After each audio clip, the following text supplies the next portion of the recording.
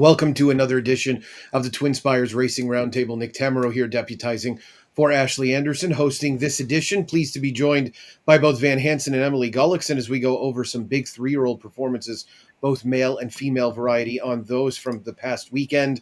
And I have one other spot as far as an older horse that Vance is going to highlight a little bit later on. But a lot of action. Guys, hot and heavy. Happy New Year. Excited to be with you talking about these past weekends worth of races. Vance, I know you were taken by a couple of performances in already. Emily, you as well.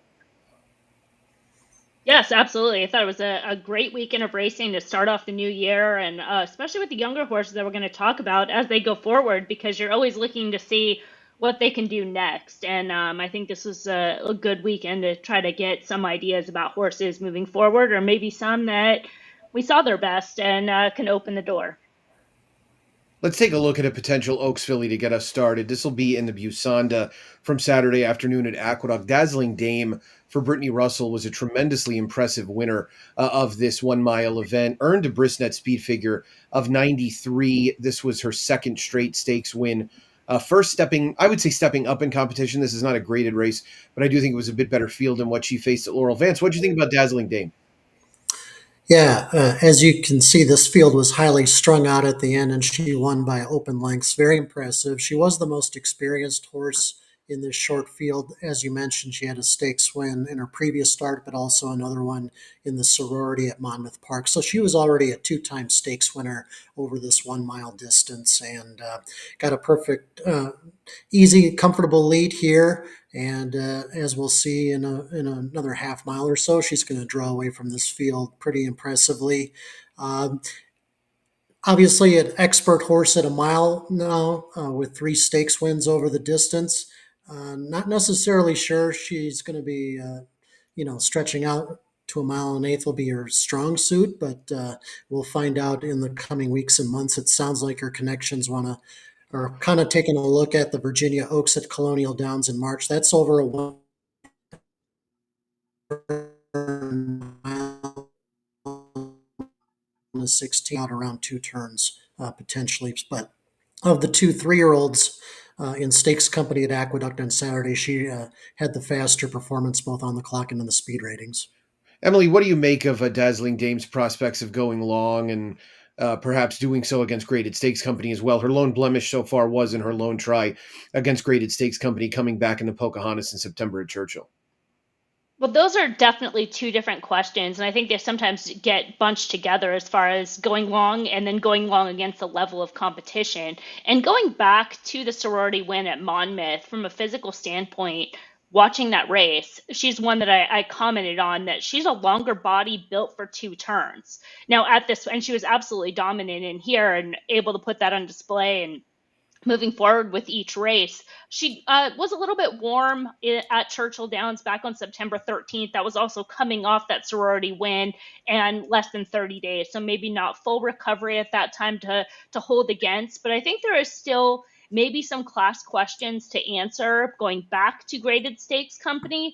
And as you're mentioning the placement running at Colonial Downs, maybe they're thinking similar, but I've no question marks as far as the distance. She'll get the distance. It's just really going to come down to the level of horses she's going to have to face at that distance.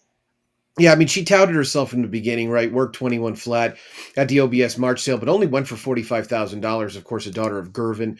I think there were question marks about just how good she'd be. Her pedigree's very modest, but as you said, the questions about 2 turns become a little bit more serious if the Virginia Oaks is the only stop from now until the Kentucky Oaks, potentially, as the Oaks would be her first try around 2 turns, as she's only gone the 1 turn so far, and would do so again in the Virginia Oaks, as Vance alluded to, with it being a 1-turn mile and a 16th. Well, there were 2 3-year-old events at Aqueduct on Saturday. Vance mentioned the other one. Let's take a look at that now. That was won by My World. It was the Jerome, a race that was repositioned on the calendar some years ago to now become an early season Derby prep. And just a field of 4 that went in here. My World was able to get the job done. Emily, what did you make of My World and potentially his prospects moving forward?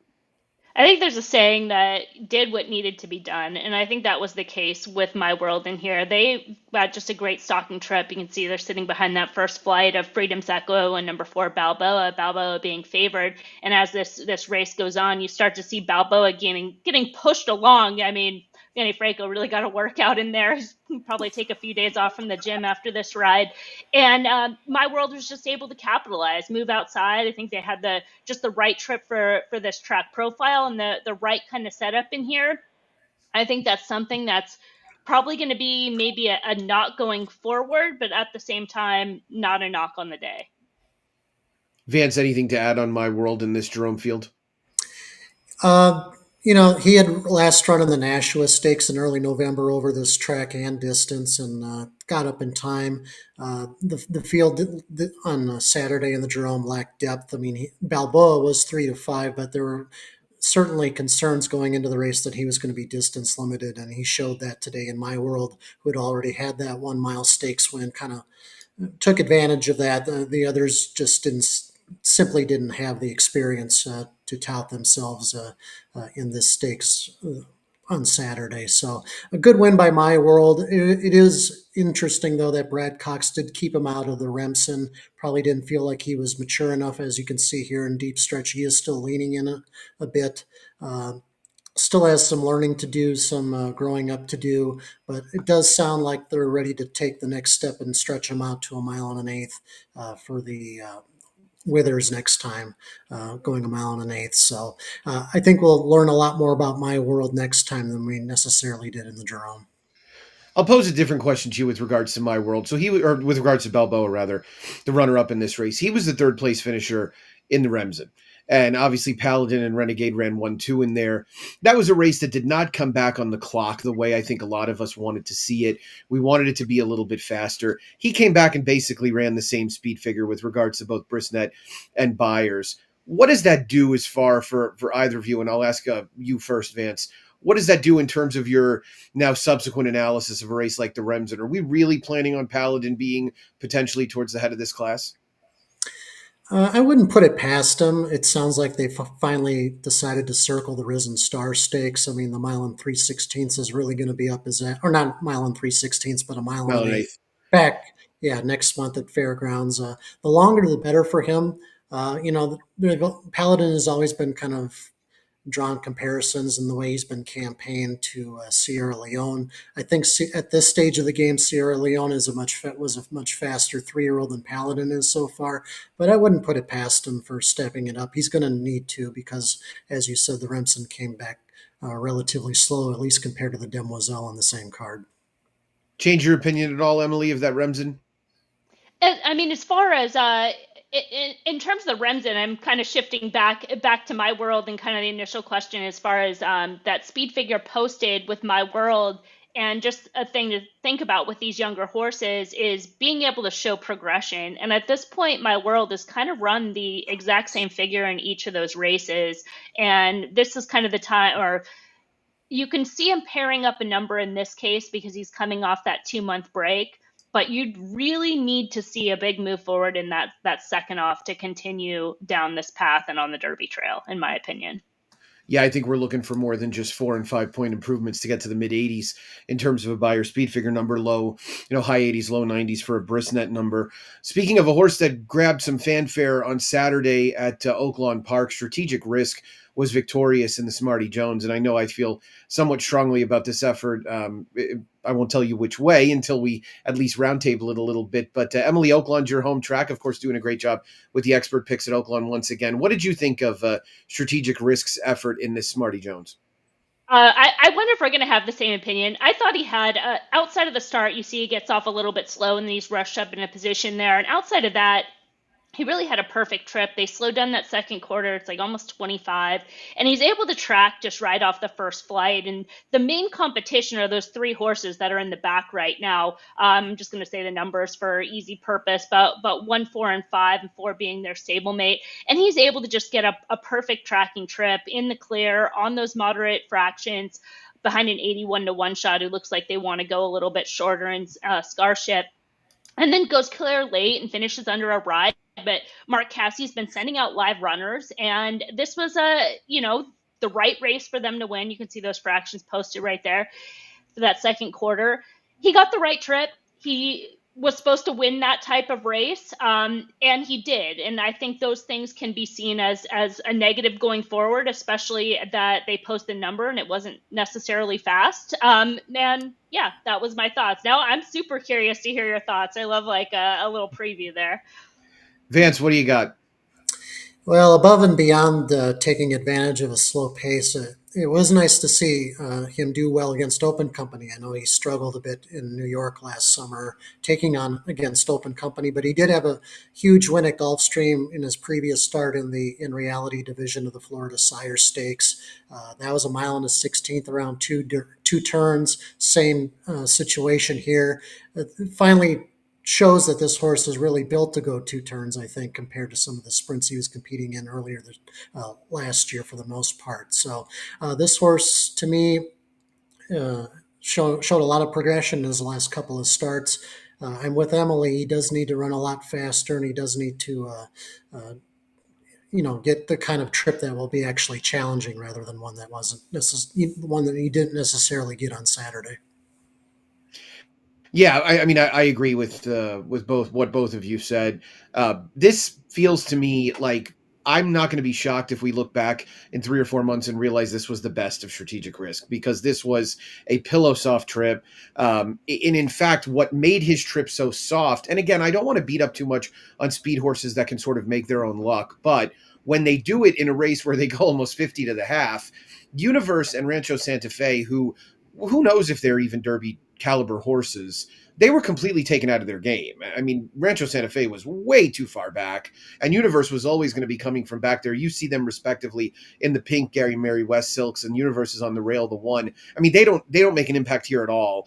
And an 84-1 shot that was supposed to be on the lead ends up running third. So, this is an exaggerated margin because of the way the race shook out. This is a horse that I'd be dying to bet against in the Southwest or any race moving forward where it looks like there's going to be any appreciable amount of pace whatsoever.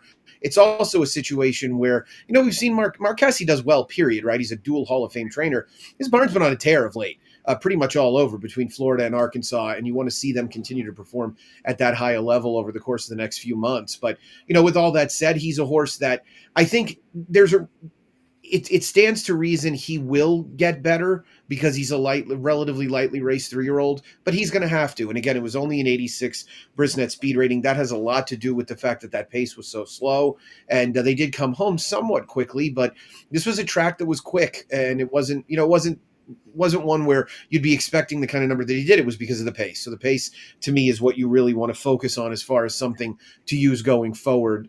Fair to say, Emily, you'd be willing to bet against strategic risk in a race where he might face a slightly more adverse set of circumstances? Yeah, and I mean that was my opinion going into this race. Is this he was a horse that I wanted to take on, especially at a short price. And for one of the points that Vance had brought up earlier is his two races against Open Company, where he was tested against class. He was a little bit exposed, and again got everything kind of the right way. But yeah, Rancho Santa Fe is probably a horse in there that you'd want to see a little bit more run in order to give them a full excuse, but I think there was enough to say we didn't see their best on the day, where in terms of strategic risk, we saw their best. And that's kind of your point, where I don't necessarily know they have a move forward or where they would have been if there was a little bit more pace contention or some of their main rivals. Their stablemate number 4, Silent Tactic, running second. That was a good effort from them to run from off the pace, but my angle with Silent Tactic that day was this was a horse that was on the improve and had that move forward. And I still think we have to see that with strategic risk.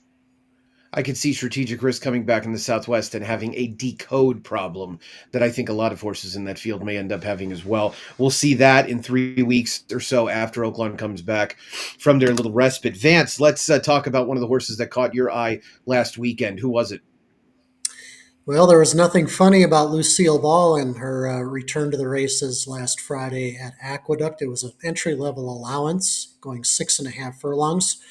This newly turned 4-year-old filly, daughter of Lord Nelson, had not run since a debut winning performance at Aqueduct in November of 2024.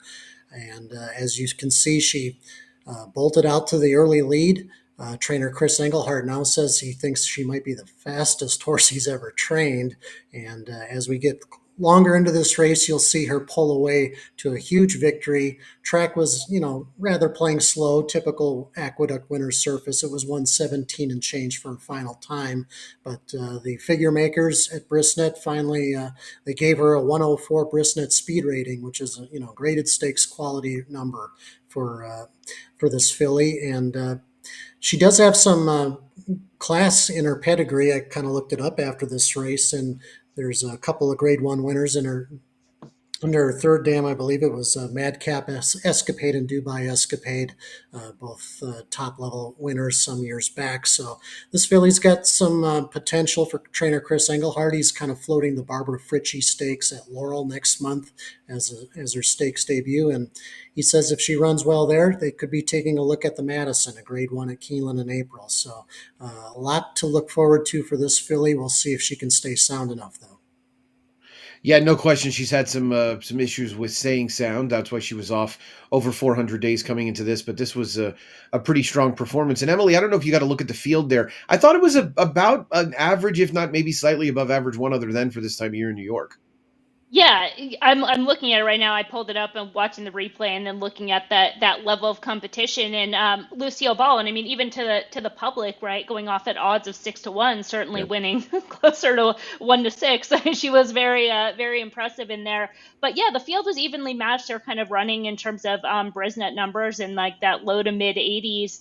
And that was right where you'd kind of project Lucille Ball to be going off that 2-year-old figure into a 4-year-old campaign. But that jump up is massive. I mean, that's something that you just rarely see in terms of horses in a second start, even with time between starts. No question about it. Really strong performance. Glad to see her headed towards races like the Barbara Fritchie, and it would be great to see her win there and go to the Madison. Would definitely spice up a division that felt like it was a little front loaded last year. That we were really looking forward to the back half of the season with the older filly and mare sprinters, and it was a bit of a buzzkill as it played out. But let's hope for 12 months of health for everyone this time around. A couple of 3-year-olds in South Florida we want to highlight from last weekend. One of which was victorious in the Mucho Macho Man on Saturday afternoon, and that's Commandment for Brad Cox, who you're going to see breaking from the inside in this race. It was a field that he really did kind of lay over on paper.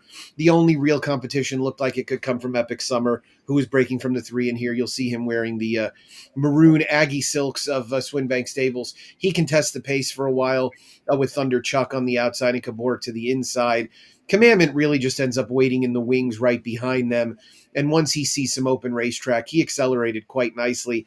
I don't know if either of you caught the post-race interview that Brad Cox did. He almost seemed a little relieved. I guess when you have one of these highly touted, short-priced 3-year-olds on the Derby Trail, even though this is the very early stages of the Derby Trail, you simply want them to just check every box along the way. I thought this horse looked good. He got a 96 Brisnet speed figure. I don't see why he can't be a player in a race like the Holy Bull, even if he has to tackle the likes of Ted Noffey in there. Vance, what do you think of Commandment?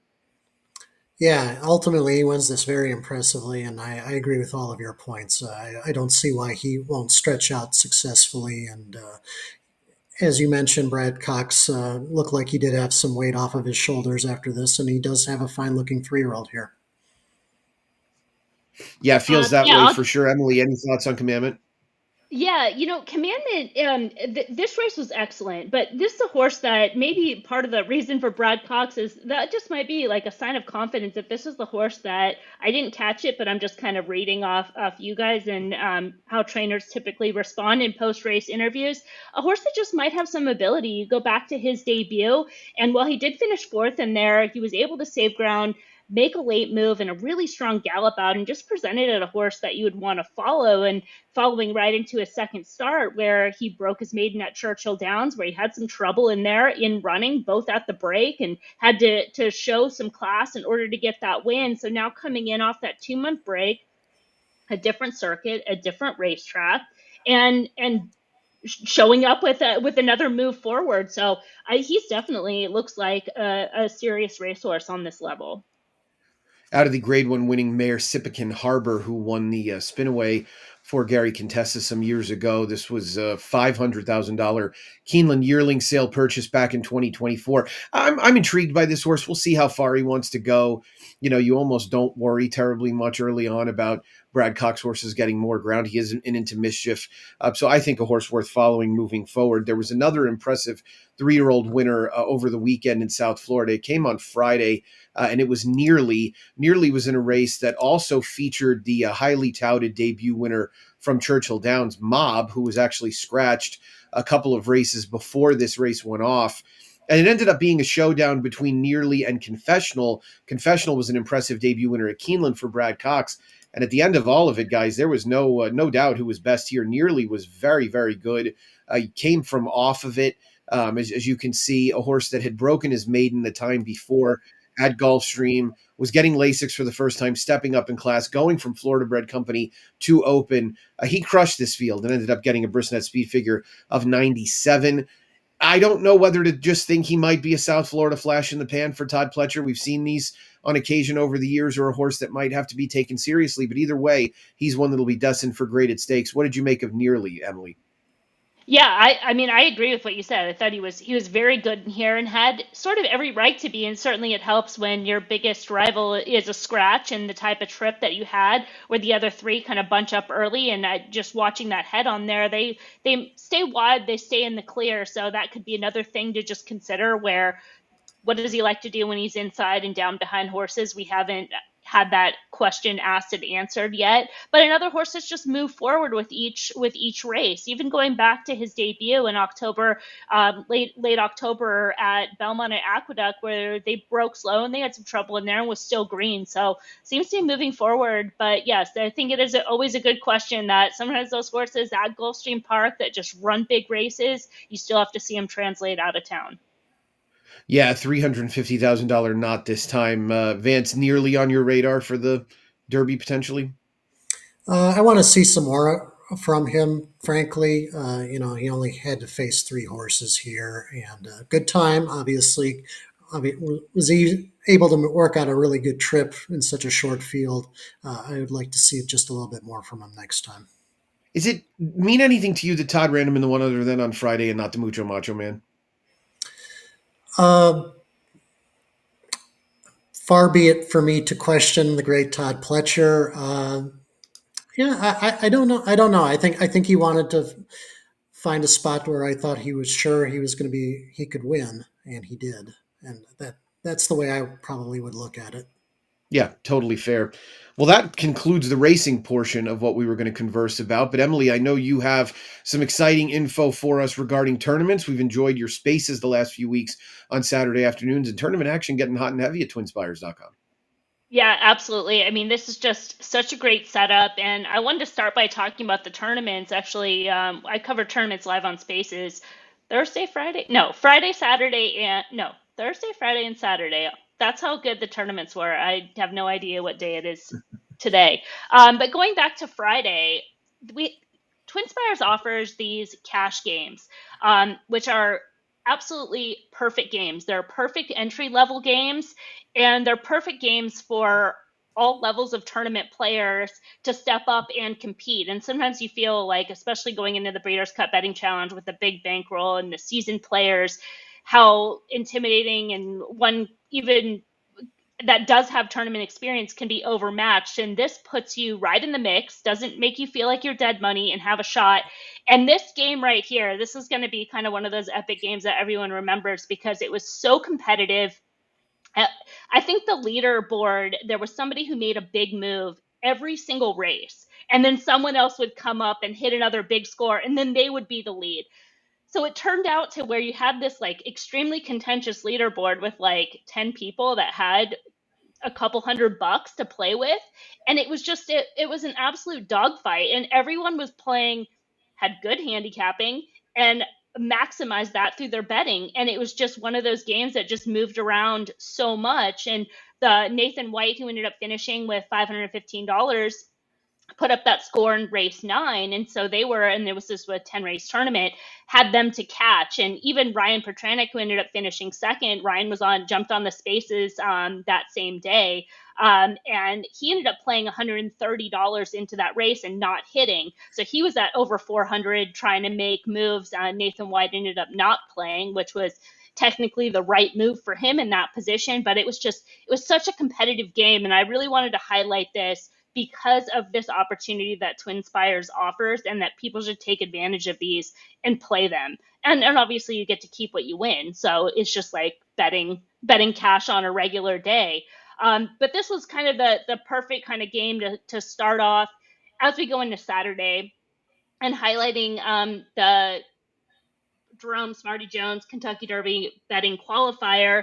It's similar in terms of the breakdown as far as your prize money and bankroll. You had $250 bankroll, $250 went into the prize pool, which turned into seats. The Kentucky Derby betting challenge is a $5,000. It's $3,500 to your bankroll, $1,500 in the prize pool. But that $250 bankroll to start out, Nick Sievers, who ended up winning the tournament on their very first play of the day, which was in race 2, ended up betting, as we can see their bets there, it's $150 went to win on the 7, who going around post time was 9-1, and when they flashed, the odds early on, the 7 broke on top, was 13-1, and putting most of their bankroll of that 250 into the win bet, which is always a good thing that people should do. So let's continue to stress that. And then backed up in doubles as well. So making a big move right off the bat to put up 2,100 off a $250 bankroll is great right there. And then to know that you're alive to even more, that just padded that bankroll. And as you can see by their plays, it's just those $20 bets. That's part of what you need to play towards your minimums. It was 6 minimum wagers, so just trying to preserve that bankroll, and then a little bit in the finale to hold position.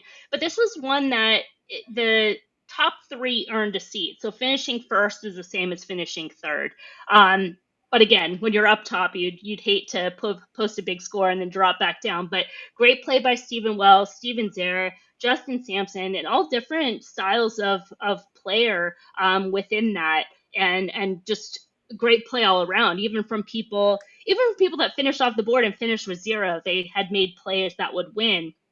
And this tournament here went side by side with the $100 cash game that was all Oaklawn. And as you can see, Nick really did the same thing. I mean, he liked the 7, maximized that on both tickets, and was leading throughout. Hit another big exacta, the Bourbon Bash to Banjo Chris, which I think was race 8, I want to say, at Oaklawn. But that brought him another around $600 or so. I'm not sure if you can highlight that drop down there, but we had Matt Miller on the spaces during that time, a little bit of technical difficulty. So Matt subbed in, and Matt said, I'm out of the Kentucky Derby betting challenge, but I'm still in it in this cash game. And at that point in time, he hadn't really done much outside of that race 4. I think he was still, or I guess he did have something in there, and moved up in race 6. And then from there, bet $1,000 on the 11 to win in race 11. And that horse winning but at even money. And, lots to learn from that game. I mean, Nick was right there. He bets $20 instead of 30. They tie. He had the 11 on top of the 9, who lost their rider out of the gate. So many different things that could have gone on. But to bring it all around, these are great tournaments. I've enjoyed covering them and watching the players play. You can just learn so much. It's been a blast. Yeah, I think you and I talked about it on the roundtable a couple of weeks ago. The different price points really help you have an opportunity to hone your skills a little bit, and the biggest part of it, as you mentioned today, is getting comfortable with betting all your money. And you just saw in highlighting Matt Miller's plays. Obviously, Matt's a guy who's not uncomfortable at all betting all of his money, and he did it there in the last race. But I feel like the the tournament world, the live money tournament world changed a little bit, not only with the advent of some of these additional online offerings, but when people realized they could make large win bets on short priced horses and be successful. And we've seen people do that in the Breeders' Cup Betting Challenge year in and year out. It's sort of like when the Wildcat came into the NFL and everybody started running it for a bit. And I think it'll stick a little longer than the Wildcat did. But obviously a ton of great options on the tournament front at twinspires.com. I know there's a Lecomte qualifier, our Lecomte event next week. That'll be a KDBC qualifier. Obviously a big card headed our way at Fairgrounds a week from Saturday, and still plenty of action this week, even with Oaklawn being dark for a few weeks. Well, that's going to do it for us. That has been this edition of the Racing Roundtable. Vance, thanks so much. We'll talk to you soon. Emily, same? Likewise. Thank you. Hey, Great Nick, show. some betting resolutions. Betting resolutions for 2026. That is what I left off the agenda. We better have some of those. Vance, you got any betting resolutions for 2026?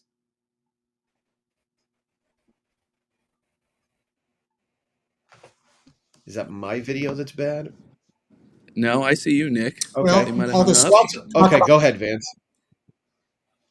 No, we're here. We're here. Yeah, We're Vance here. is on. We're here. It was just kind of breaking up a little bit there with Nick, but all this online handicapping contest talk has gotten me inspired to dive a little bit more into handicapping on contests online. I am ineligible for the TwinSpires tournaments, obviously, as an employee, but I'll be searching around for some good opportunities. Frankly, it's been a difficult couple of years wagering for me. In 2024-25, hope to turn that around a little bit. I know one of my resolutions last year was to start looking a lot more closely at wagers like the double and the pick three. I kind of got away from that real early in the season. I want to actually focus on those types of bets more because I think they're a little bit easier to hit than pick fours and pick fives that I've often concentrated on in the past. But so those are a couple of things I'll be looking at, and of course honing my handicapping skills a lot more to actually pick winners, which sometimes can be quite difficult. Got that right. Emily, what about you? Yeah, I've had that fortunate being able to share spaces with Nick and watching his development as a player and coming into being a really good player. And just over these past couple weeks, watching him play and recognizing there's certain plays that those are the ones that are really strong place for him, and that moves him up. And certain times when he's betting certain things, it's not as effective. And so I take that in as something that I can learn from. And as horse players, understand where your strengths are. Those things are measurable, and you can repeat them. They're observable. And so you can look at your results and say, when I look at Nick's bets and I can see where if he's connecting on a straight double or a straight win bet or a straight exacta, those are hitting at a high percentage. As soon as he starts going 2x3 or 1x3, and again, I don't mean to like single Nick out here, but I find myself doing that similar. And when I'm playing and saying, wow, my win bet strike rate is really high, I need to focus on where I'm good and use those results that are observable and that are measured and repeat them. And so that's my goal for 2026. Yeah, Nick Sievers, as you're talking about, one of the better contest players we've seen on twinspires.com for sure. Looking forward to seeing him continue to dominate in 2026. I think one of the things I told myself when the calendar turned is that I want to stop saying, boy, I should have done better when that horse won. And so that means that I need to make wagers that are more targeted towards really maximizing opinions. Obviously, I look at a ton of races, but figuring out where to actually bet and how to structure those bets is always the most important thing. So trying to really hone in on what the components of a winning wager and making sure that I maximize those opinions when they happen, because God knows there's sometimes a long way between drinks of water there. So you don't want to find yourself missing when you're actually right.